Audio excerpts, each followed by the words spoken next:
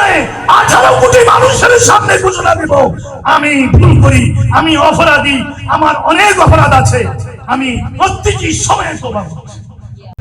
আমি ওদেরকে এতটুকু বলেছি, বৃহত্তর ঐক্যের জন্য যদি আমাকে সরে যেতে হয় আমি সরে যাব। বলেছি কি রক্ষানি বলো? বৃহত্তর ঐক্যের জন্য যদি আমাকে সরে যেতে হয় আমি সরে যাব। এরপরও ব্যাপক সুন্নি জনতার এই বৃহত্তর ঐক্য প্রতিষ্ঠিত হোক, এটা আমি চাই, আমরা সবাই চাই। হাত তুলে বলেন ঠিক কিনা ভাই? আমি ঐক্যের ফজিলত বর্ণনা করতে আসি নাই, আমি ওয়াতাসিমু বিহাবলিল্লাহি জামিয়া বলে অনৈক্য করতে চাই না। একদিকে আয়াত পড়বো, অন্যদিকে অনৈক্যের সব কাজ করব, ওটা আমার হ্যাবিট নয়, ওটা আমার নেচার নয়। যেটা বলবো সেটা করব। আমার ভাইরা বন্ধুরা,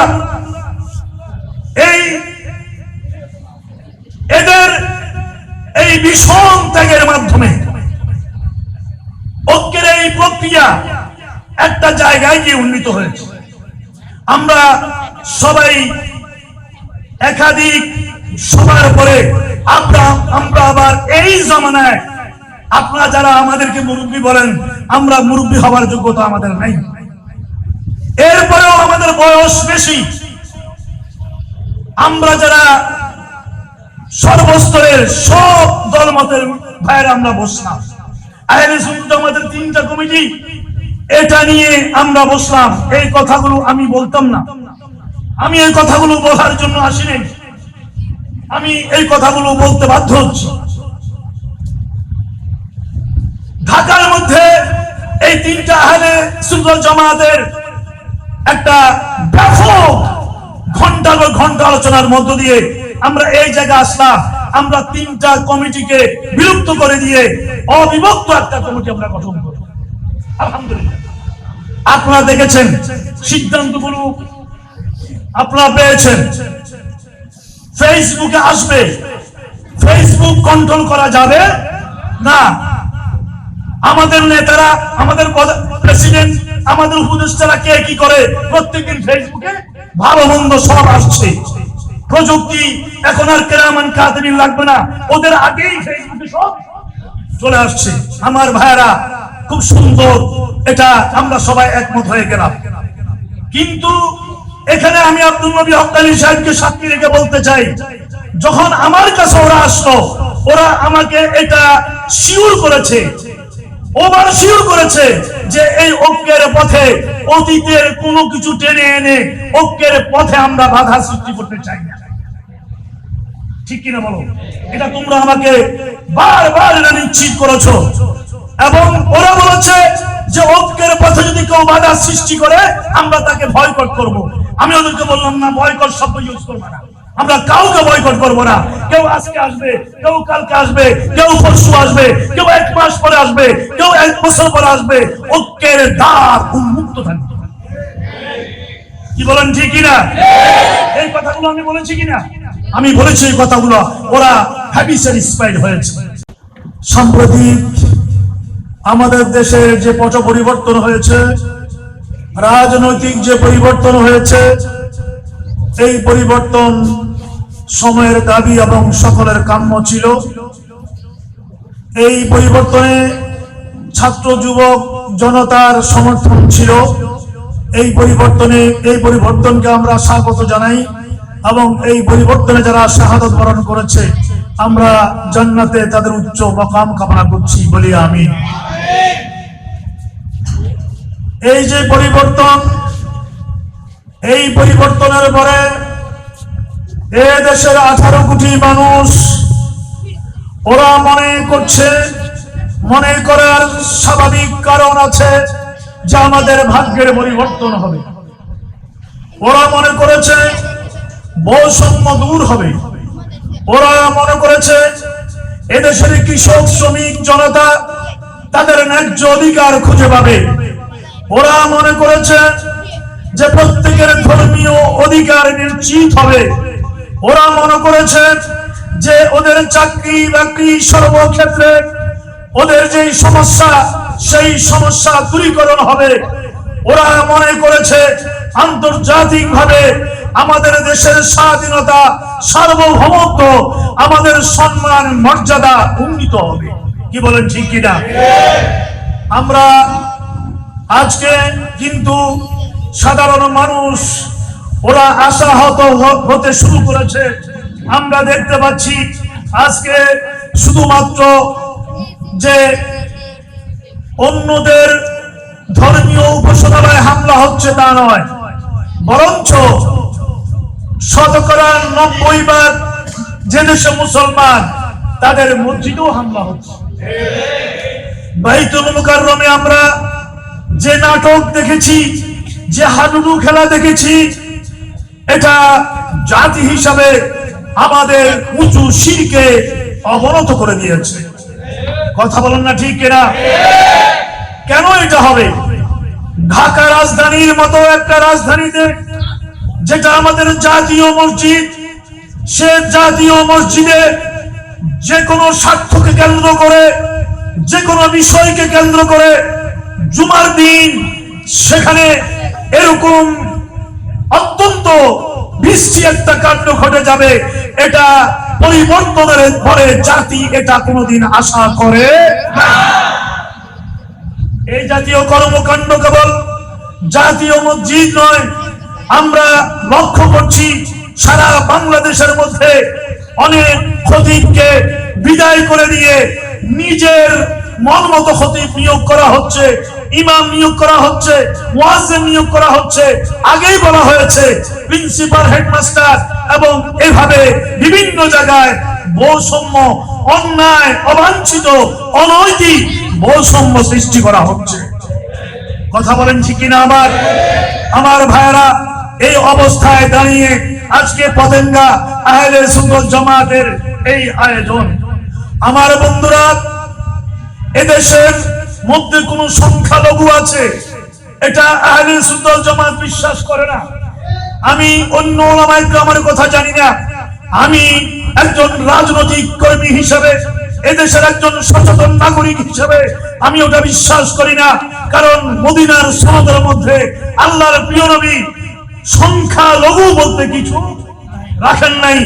সমতার ভিত্তিতে একবারে বৈষম্য দূর করে রাসূল মদিনার সনদ দিয়েছে, যেই মদিনার রাষ্ট্রে একজন মুসলিম যেই নাগরিক অধিকার ও কনজিউম করবে, একই অধিকার ইহুদিরা করবে, খ্রিস্টানরা করবে।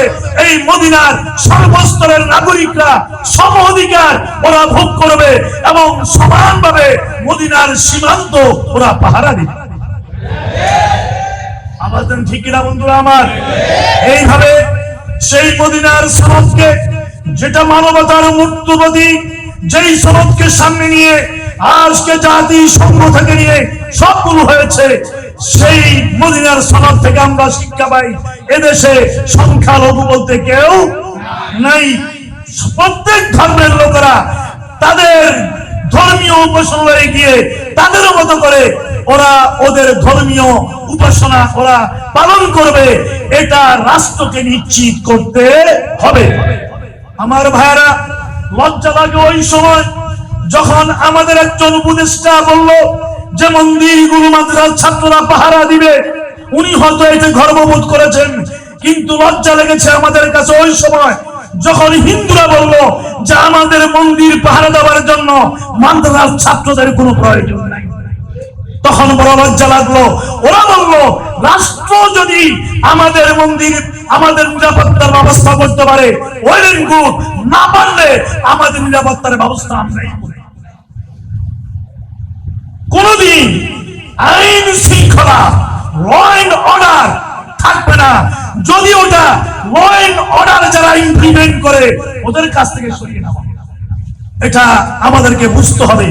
যাক, আমি লম্বা চড়া করবো না, কারণ সময় আমাদের হাতে খুব কম। আমরা আমাদের মিছিল আছে, নামাজ আছে, সব কিছু আছে। আমার ভাইরা এবং বন্ধুরা, আজকে আমি কথা আমার অনেক ছিল, কিন্তু সময় আমি পাচ্ছি না, এই জন্য আমি সংক্ষেপে বলবো। আজকে আহলে সুন্নাত জামাতের একটা ব্যাপক ঐক্যের প্রক্রিয়া শুরু হয়েছে। এই ঐক্যের প্রক্রিয়া আমরা মুরব্বীরা নিয়ে নেই। উই আর ফেলিউর আমরা মুরব্বীরা ব্যর্থ, আমরা পারি নেই এই ঐক্যের প্রক্রিয়া আপনারা যুবকরাই শুরু করেছে। আরো জোরে আওয়াজ দেন, হাত তুলে বলেন ঠিক কিনা।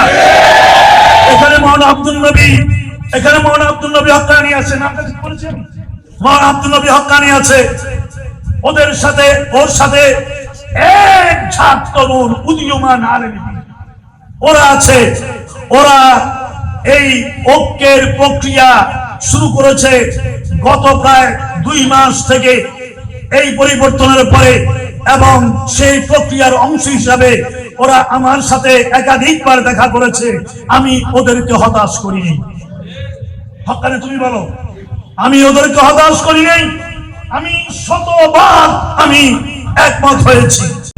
আমি ওদেরকে এতটুকু বলেছি, বৃহত্তর ঐক্যের জন্য যদি আমাকে সরে যেতে হয় আমি সরে যাব। বলেছি কি হক্কানি বলো, বৃহত্তর ঐক্যের জন্য যদি আমাকে সরে যেতে হয় আমি সরে যাব। এরপরও ব্যাপক সুন্নি জনতার এই বৃহত্তর ঐক্য প্রতিষ্ঠিত হোক, এটা আমি চাই, আমরা সবাই চাই। হাত তুলে বলেন ঠিক কিনা ভাই। আমি ঐক্যের ফজিলত বর্ণনা করতে আসি নাই। আমি ওয়াতাসিমু বিহাবলিল্লাহি জামিয়া বলে অনৈক্য করতে চাই না। একদিকে আয়াত পড়বো, অন্যদিকে অনৈক্যের সব কাজ করব, ওটা আমার হ্যাবিট নয়, ওটা আমার নেচার নয়। যেটা বলবো সেটা করব। আমার ভাইরা বন্ধুরা,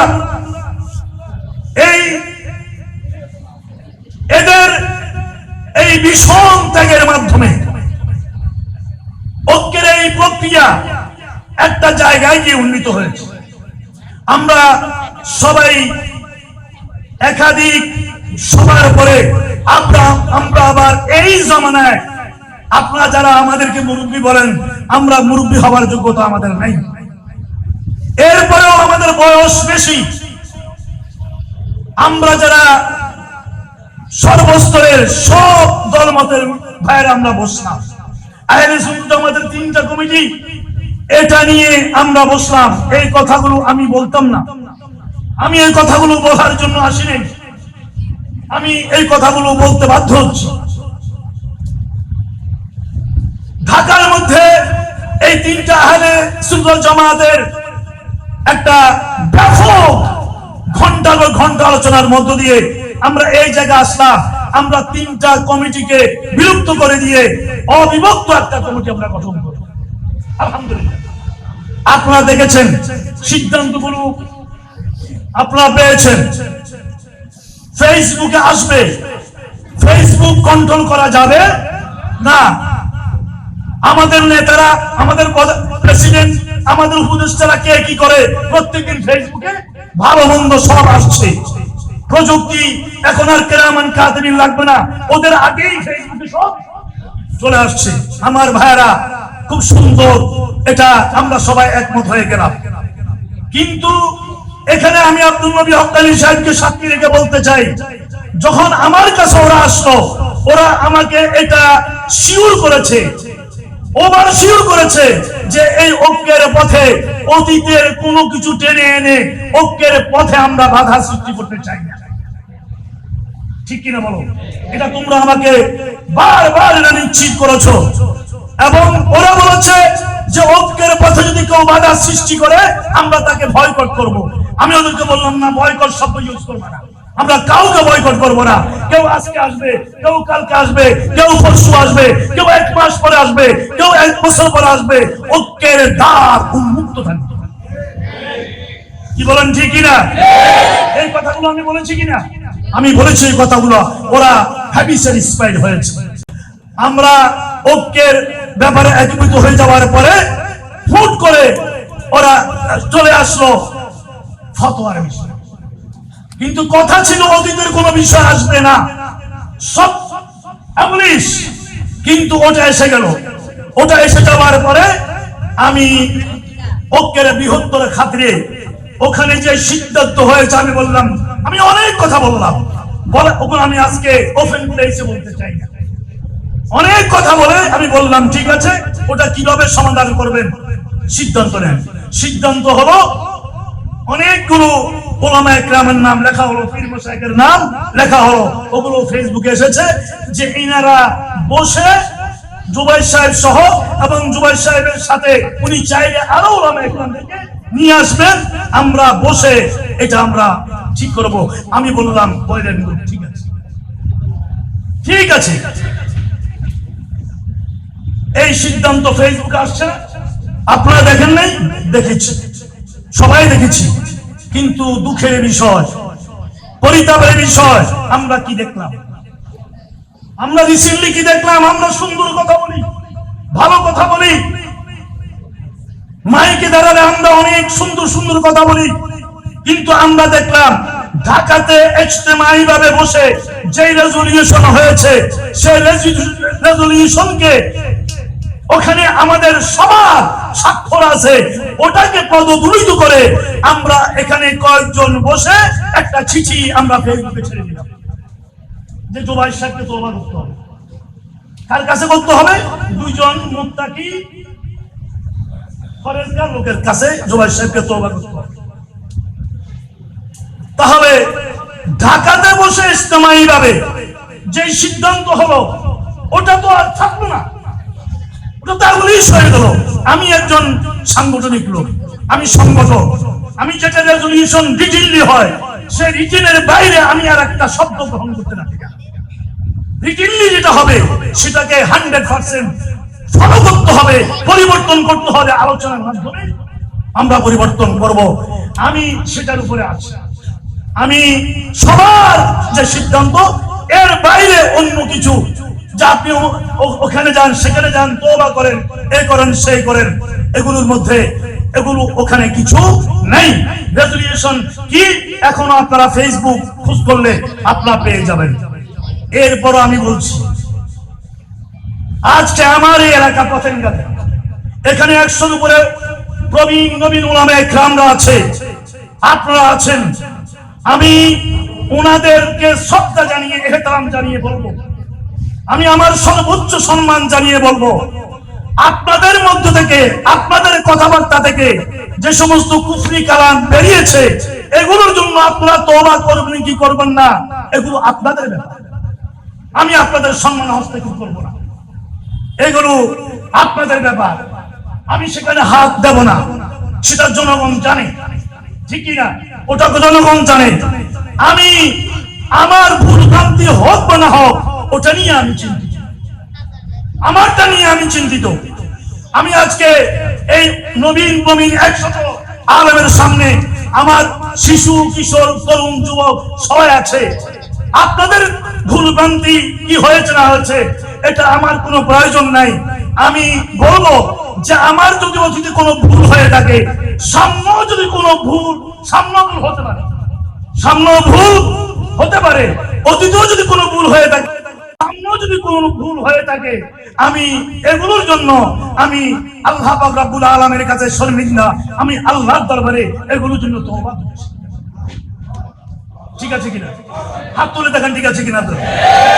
হাত তুলেন, ঠিক আছে কিনা?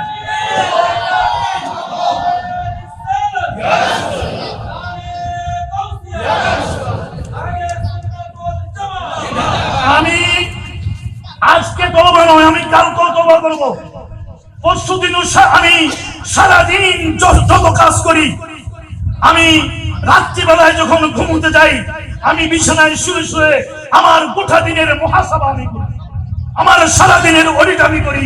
আমি যখন দেখি আমার ভুল হয়েছে, আমার ভুল হয়েছে, আমি যেটা বুঝতে পারি, ওটা নিয়ে রাত্রিবেলায় আমি যাই নামাজ বসে আল্লাহর কাছে তওবা। আপনারা তো নিশ্চিত আপনাদের কোনো গুনাহ খাতা নাই, কোনো ভুল নাই। থ্যাংক ইউ, আলহামদুলিল্লাহ। নিষ্পাপ আমি আপনাদেরকে ধন্যবাদ জানাই, মুবারকবাদ জানাই। আমি আপনাদের সারে আঘাত হয় এমন কোন দাবি আমি করব না। আপনারা তওবা করবেন কি করবেন না, এটা আপনাদের কথা বলেন, ঠিক কিনা? অতএব আমি আল্লাহর দরবারে তওবা করতে আমি শান্তি পাই, আমি প্রশান্তি পাই। আর আপনাদেরকে, আপনারা যখন এত কৌশলে আমাকে তওবা করাতেই হবে, এত কৌশল অবলম্বন করছেন আপনারা, তো আপনারা, আমি বললাম আপনারা শান্তি, তারপর আপনারা শান্তিতে থাকুন, কারণ শান্তি সম্প্রীতির সমাবেশ, এটা শান্তি সম্প্রীতির সমাবেশ। আমি সুন্নিয়তের ভিতরে শান্তি বিনষ্ট হোক চাই না, সম্প্রীতি বিনষ্ট হোক আমরা চাই। আমি অনুরোধ জানাবো, সমাজে শান্তি প্রতিষ্ঠার আগে, এই দেশে শান্তি প্রতিষ্ঠার আগে, মসজিদে মাদ্রাসায় শান্তি প্রতিষ্ঠার আগে, খানকায় দরগাতে শান্তি প্রতিষ্ঠার আগে, মাজারে শান্তি প্রতিষ্ঠার আগে, মন্দির পেকোটা গির্জায় শান্তি প্রতিষ্ঠার আগে আমাদের সুন্নিয়তের পরিবারের শান্তি সম্প্রীতি নিশ্চিত করুন। হাত তুলে বলুন ঠিক কিনা? এই শান্তি সম্প্রীতি নিশ্চিত করুন। নিজেদের ভিতরে শান্তি রেখে আমি দেশে শান্তি কায়েম করব, সম্প্রীতি কায়েম করব, এটা জাতির সাথে ভালো ব্যবহার হতে পারে না।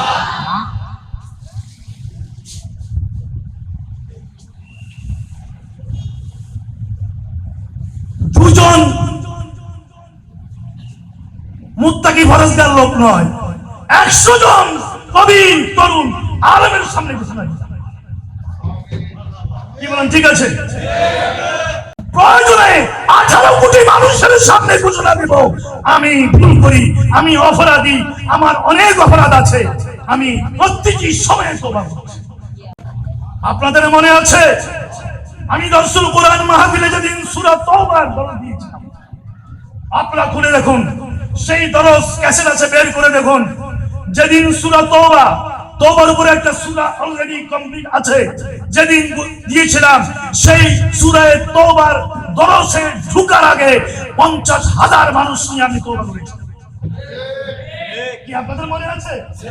50,000 মানুষ নিয়ে আমি তওবা করেছি। আমি বলেছি আল্লাহকে সেদিন, আল্লাহ সূরা তওবার উসলা আমাকে সবাইকে মাফ করে দেন।